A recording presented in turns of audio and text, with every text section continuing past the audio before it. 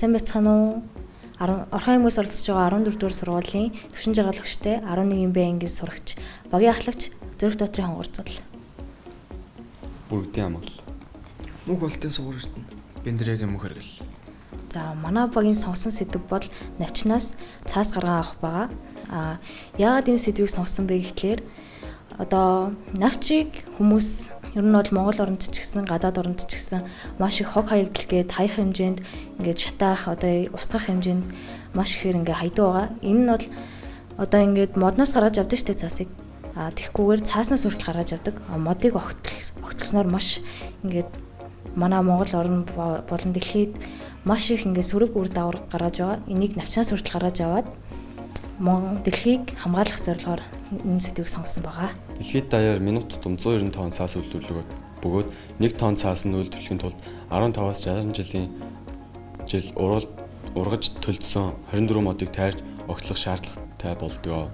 Энэ нь монголчуудад ердөө нэг өдрийн хэрэглээнд зарцуулагддаг хог хаягдал юм аа.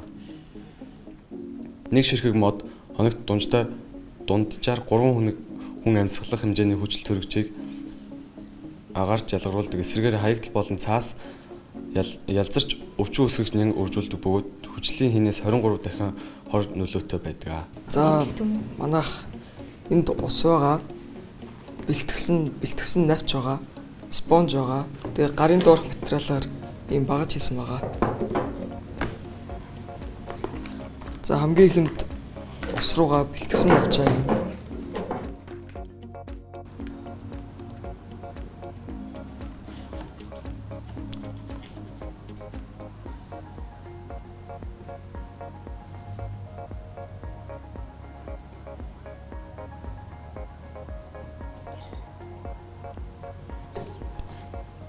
За багцан дээр навчаа игээд усан дотроо ингэж шигшгээр цаас мань жиг тараагдах байгаа.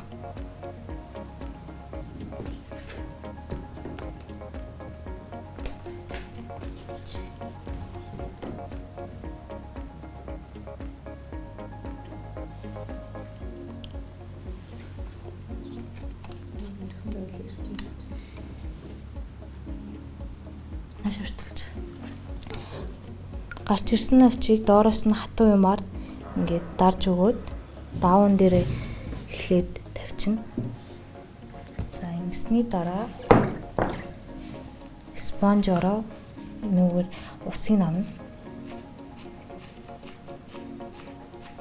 Усыг авч байгаа нь урдан хатаагаад дээрэс нь ингээд бэхжүүлж өгч байгаа.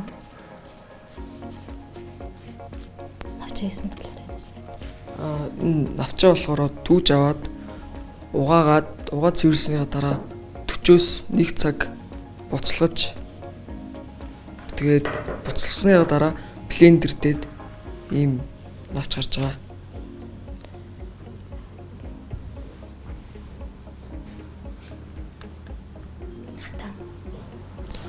Ингэчээд одоо үнийг ингээд хатаах хэрэгтэй байгаа. Хатсныхаа дараа даун дээрээ тавиад гэж авч. Одоо ингээд даун дээрээ үнийг тавиад хатаах байгаа. Доороо даун хийснээрээ ингээд навч маань хурдан уулах байгаа. Манай анхны туршилт бол энэ. Анхны туршилтан дээр болохоор навч маань ингээд 20-30 минут буцлагснаар ингээд бэхжиж өгөхгүй тэгээд болж өгөхгүй байсан болохоор бид нэр цаастаа хөлж утгаа. Цаастаа хөлсний дараа ингээд сайн бэхжиж өгч ирсэн. Тэгсний дараа 2 дахь туршилтан дээр навчаа 40-оос 60 минут буцалгаад хажуугаар нь буцалж явах явцад нь сод хийснээрээ ингээд сайн бэхжиж өгч байгаа. За 3 дахь туршилтан дээр бид нэр өнгө оруулж өгсөн байгаа. Энэ дээр навчаа буцалгаад блендердснийхаа дараа өнгөтэй холиод тэгээд усан дээр хийснээр ийм 3 өнгө гарч чадчихээн. Эннээс илүү олон төрлийн өнгө гаргаж чадна. Хийсэн хугацаа гэвэл 14 хоног болсон. Маш удаан хугацаанд олон төрлийн аргаар оролдож үзснээр энэ маань болсон байгаа.